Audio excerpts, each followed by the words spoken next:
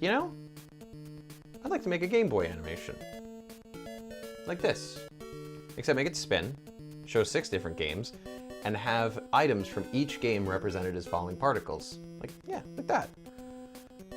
Shouldn't be too hard. Let's do it. First things first is a simple Blender YouTube tutorial that we can find right here.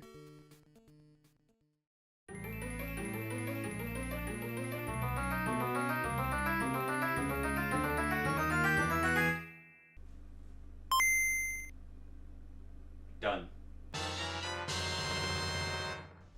Okay, with that out of the way, next thing to do is to model the items for the games that are going to be represented. So, heart container from Zelda, coins from Mario, energy tank from Metroid, all that kind of stuff. Tetris is also on the block, so I'm probably going to make all of them instead of just, you know, 1 or 2 of the blocks, because that'd be weird to just have the square or the line piece. It just kind of doesn't flow as well.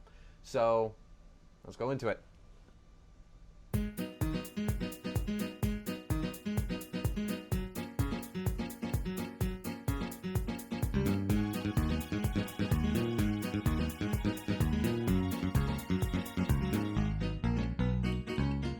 Wait, how did I do this? You could not live with your own failure.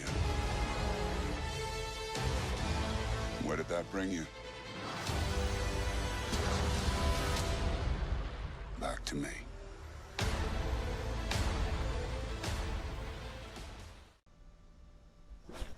Okay, items are modeled. Now, just to make them fall around the Game Boy.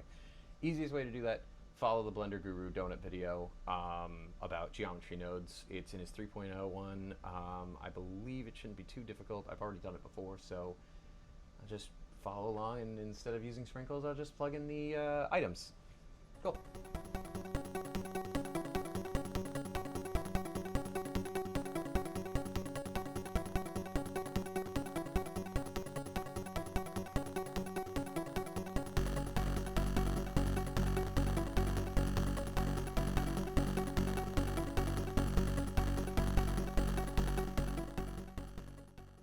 Oh, thank God, that's over. Okay, now that that's all taken care of, we're all set. Got the animation down, we got the spinning down, we got all the falling bits and everything. We are ready to render this out. So let's do it.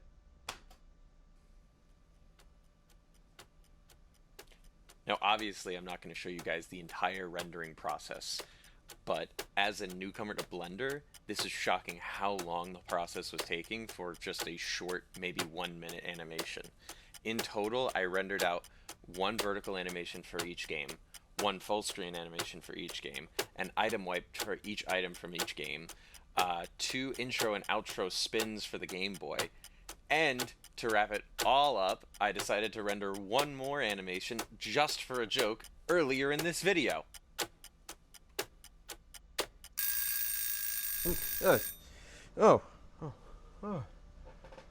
Oh, wonderful.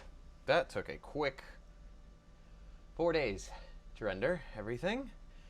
Well, next thing to do is just to composite it all in Adobe After Effects and throw it into the timeline.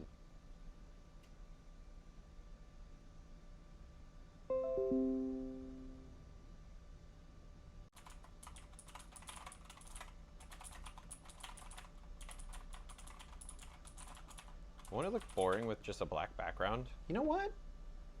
You're right. Oh.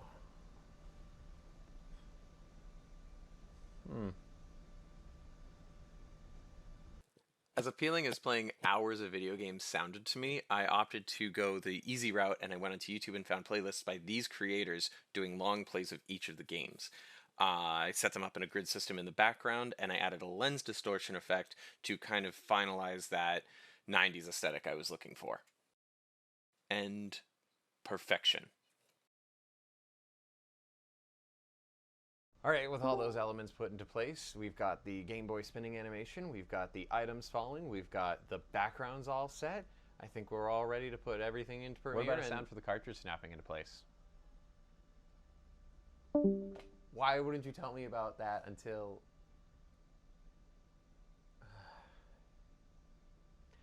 He's right, though.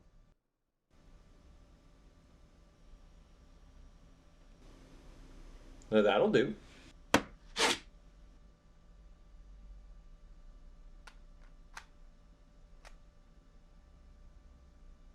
Good enough. And with that, we're done. We've got the Game Boy animations, we've got the sound effects, we've got the backgrounds, we've got everything all put together and ready to go into Adobe. And I think all that's left is to add a simple CRT filter.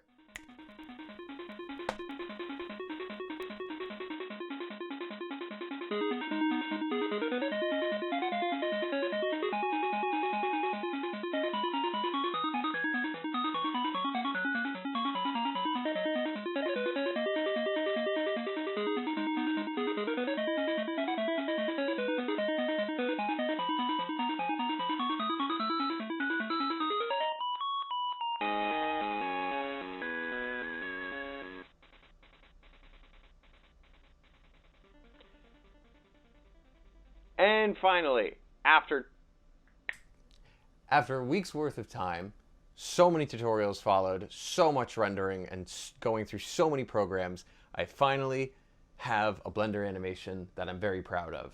Now, the actual thing is that because there were 6 games, I felt the need to split it up, so this is actually one of 2. You can see the other one on my channel as well. I really hope you guys enjoyed this little peek behind the curtain, and join me for the next one. See ya.